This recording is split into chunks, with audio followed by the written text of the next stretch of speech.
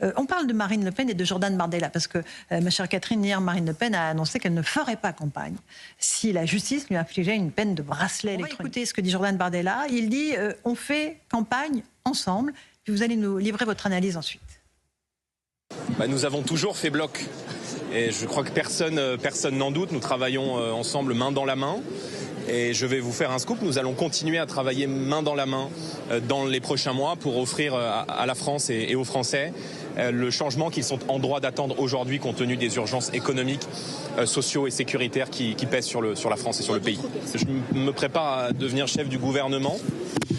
Et Marine se prépare à devenir présidente de la République. Nous travaillons ensemble main dans la main avec l'objectif de remporter les futures élections présidentielles et législatives. Et nous serons là, quoi qu'il arrive.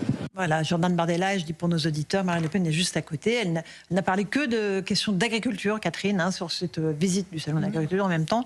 Qu'est-ce que ça dit pour vous, cette image des deux qui s'affichent ensemble, Catherine Ney? Mais ça fait 2 fois que le body language de Madame Le Pen dit des choses. Vous savez, quand le langage corporel. Le langage corporel. Quand elle est sortie du 2e procès en appel et qu'elle a entendu le réquisitoire, vous savez, la première fois, elle sortait, c'était une guerrière qui allait se battre. Elle marchait droit, comme ça, elle avait l'air énervée.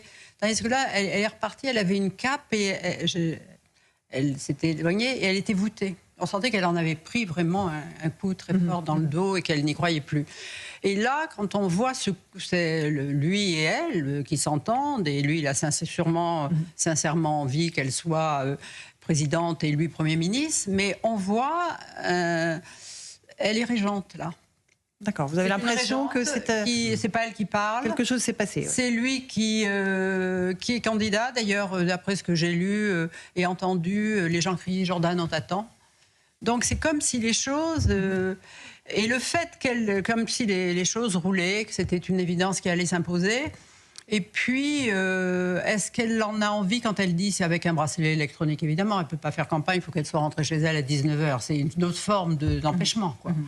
Et je pense qu'elle craint cette solution-là, qui évidemment sera la pire pour elle. Et je pense que, voilà, elle a préparé un plan B, c'est la seule à avoir fait ça. C'est la seule. Et donc, il faut saluer ce geste, parce qu'il avait 23 ans quand elle a commencé à le former. Bon, maintenant, évidemment, il est encore jeune, mais moi, je pense qu'elle a renoncé. Bon, alors...